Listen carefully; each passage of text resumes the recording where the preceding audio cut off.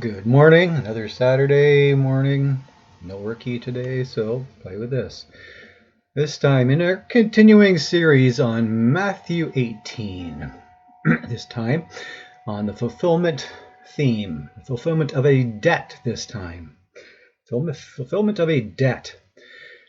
First off, let's get a few textual items out of the way before we get to the actual fulfillment part.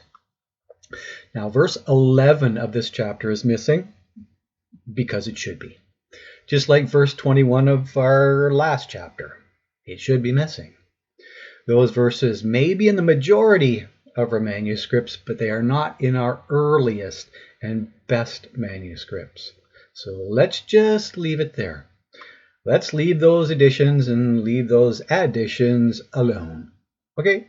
They are completely unnecessary. As mighty nice as those additions are, neither might nor majority makes them right. They simply don't fit the context. There is discontinuity and dissonance there. For example, fasting and prayer are works. A stark contrast to the mustard seed faith that is called for in the preceding verse. That negates the prior intent. And the truism that Jesus came to save that which was lost has nothing to do with the angels in heaven of the preceding verse. That's a different saving altogether. Even the refrain of those little ones of verse 10 seems somewhat out of context. An acontextual refrain that we see again in verse 14. Yeah, little ones. Out of context with eyes and out of context with sheep. You would expect little eyes and little sheep to be in the text. But it says virtually nothing like, oh, be careful little eyes what you see, or be careful little sheep where you wander, does it? Nope. Nope. Well, moving on to our actual text, though. Like the Pink Floyd's song says, teacher, teacher, leave those kids alone. Verse 6 is pretty firm on that. As firm and final as capital punishment possibly can be, right? Yeah. Little joke there. It seems anyone causing those kids to stumble, even if it's a minor stumble, will pay dearly for that stumble. Yes, anyone causing those little ones to stumble will pay dearly, since little ones to him belong. Yeah, little ones to him belong, anyway. And you can check that out in those verses as well, somewhat. Although not really little ones, are they? Yes, they will pay dearly. Whether it is causing them to stumble with sex, drugs, false witness, or whatever. Whether it is their teacher, their father, or even their mother. Woe unto them. Yes, big woe on their big fat toe. Woe to the natural world even, for all of its inherent stumbling blocks. Yeah, lots of stumbling blocks in this natural world. It too shall be judged in the end. Judged with fire, supposedly, according to Peter, since the judgment of the flood is not about to happen again, we were told. However, it is not the kids, but rather the humble that will ultimately be welcomed by the kingdom of heaven judgment, which is to say that it will be the ones that are not trusting in themselves, but trusting in someone else that will ultimately be welcomed. And the lowly position, verse 4 of our text here, lowly ones, whoever takes the lowly position of this child, the lowly ones, the lowly position of children has absolutely nothing to do with their particular welcome. Many children are less than lonely. and not all that trusting either. As Calvin asserts here, children from the womb have a native pride, which is to say, an indigenous pride. And that pride has absolutely nothing to do with race or even residential schools. France, our commentator R.T. France, agrees when he comments, "One wonders whether some commentators who speak of children as unself-conscious, unconcerned about status and the like, have ever really been parents." Agreed. Our dear departed R.C. Sproul would assert that children are self-conscious even before they can use the possessive word mine. And that seems about right to me. But at least that consciousness and pride is somewhat diminished in children, right? A little lesser in infancy, right? Well, the actual sense of this lowly position is clarified in verse 6 of this chapter. Clarified by the, well, here's a hyperliteral translation, the trusting ones into I of verse 6.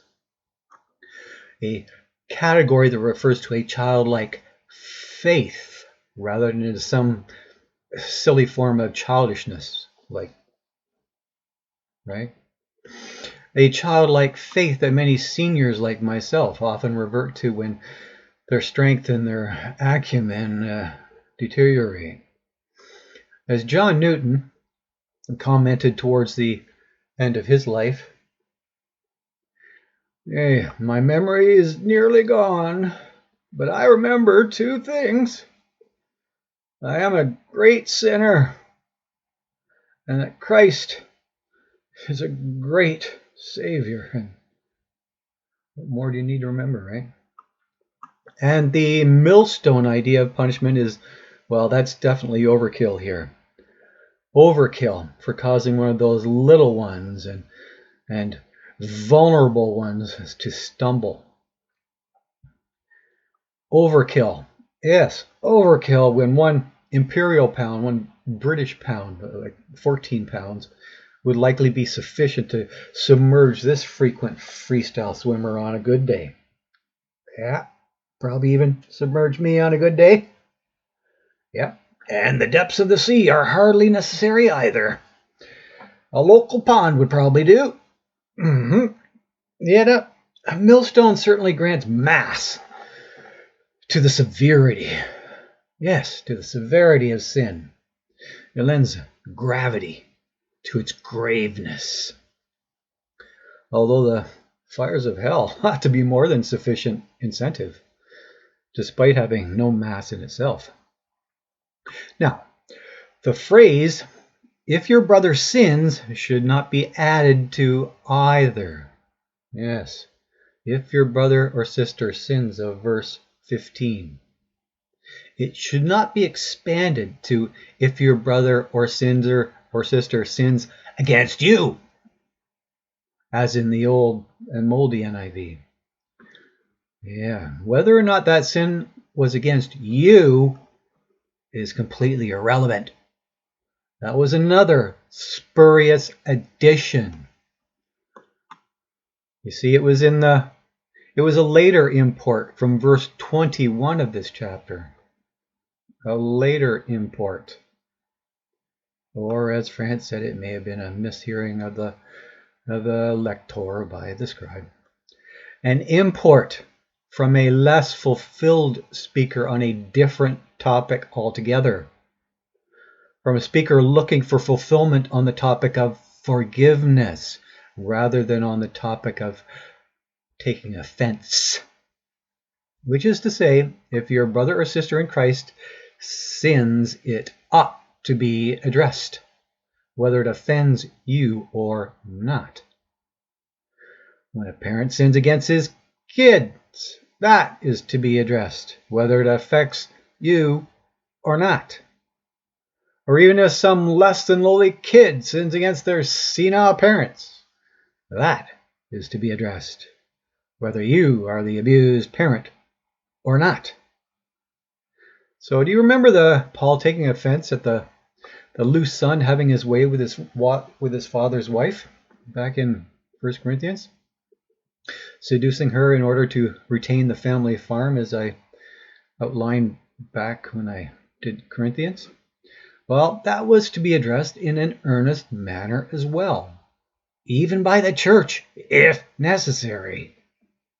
They are to kick the bum out of that religious community, and his unscrupulous wife as well, and don't do business with him, if at all possible, treating them as you would a tax collector or a Gentile.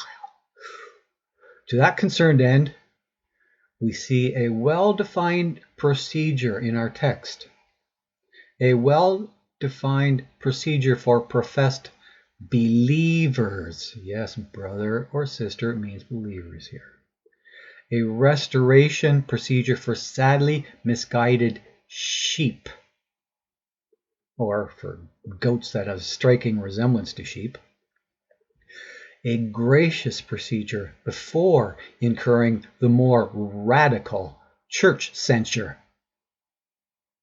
However, there is a different procedure for unbelievers, a not so gracious procedure, a procedure that doesn't address their sin because it doesn't concern them in the least, giving them over to their depraved minds and lusts can be the very best thing for them, as you can read in Romans, first chapter of Romans.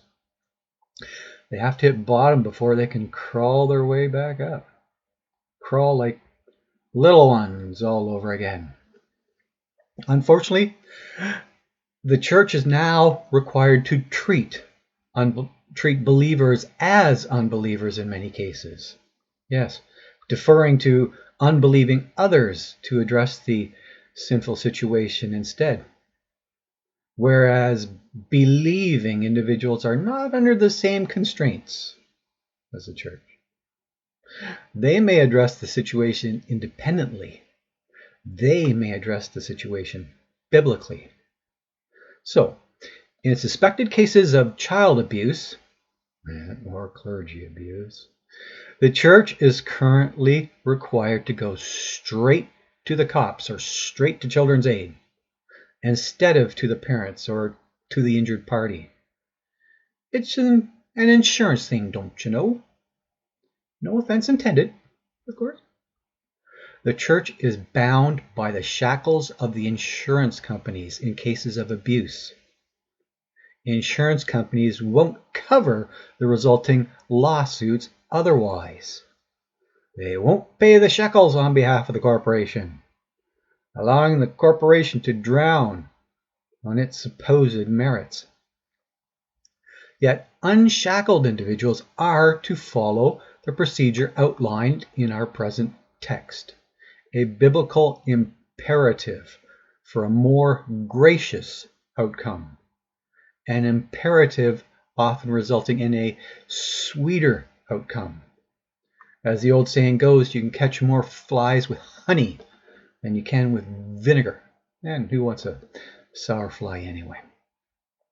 And using that respectful procedure of our text, you can often restore a wandering sheep, can often bring them back to a supportive fold, a fold that welcomes penitent sinners. And those that spank their children even. Restoration is not nearly as successful otherwise. Not nearly. Now, in this closing parable of Jesus, we are told of the fulfillment of a massive debt, the forgiveness of a massive debt, a debt we couldn't possibly pay even if we wanted to.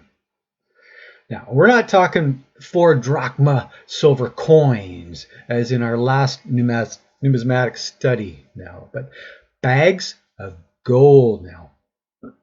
Bags. Gold that was worth 12 times as much by weight as the silver of our last study. 12 times as much. And not just a few coins now, but 10,000 bags of gold. And the only reason it didn't say 10 million or 10 billion or a googleplex of bags is because those words are not in the Greek vocabulary. And even bag is just a dynamic translation by our NIV. The actual word is talent. Yeah, talenton, which weighs in at about 6,000 drachma. So about 6,000 days of pay for an unskilled laborer. If it was silver. But this is gold we're talking now. Gold. And 10,000 talents. At that, you are not going to work that much in a lifetime. Not in 10,000 lifetimes. Skilled or unskilled. And this debtor's wife and children aren't worth all that much either. They're certainly not going to pay off the debt. The going rate for slaves was 120 drachma. And wives, they were worth 200 drachma. So, how many wives and children you got? Either way, you ain't paying it. What a relief then when the merciful master forgave him that enormous debt. Forgave him those weighty bags for whatever reason. Forgave him just because he was Jewish, perhaps. Just because he was circumcised or whatever. Yet, now we see this forgiven debtor sadly becoming unforgiving and going after someone who personally owed him 100 silver denarii. However, by being unforgiving, this debtor reopened that other can of worms. He reopened those bags of gold. And in doing so, he opened a prison for himself. A torturous prison with no chance of parole, no hope of release for a very, very long time. So what we have here is a pericope of Jesus emphasizing just how enormous your forgiveness really is and how enormous it ought to be. To that end, our extending 77 times forgiveness is not all that extravagant. Not in comparison to a lifetime. Not in comparison to 10,000 lifetimes. Yet for those that are not brothers or sisters, things are somewhat different. For those that are not trusting ones, there are at least 10,000 lifetimes of unforgiveness just waiting for them. 10,000 lifetimes of fire with no hope of release. Now that is pretty weighty. So thank God for the fulfillment of that debt in Jesus. A debt that only a God could pay and extend that forgiveness to others. To tens, thousands, and 10,000s of others. Yeah, 10,000.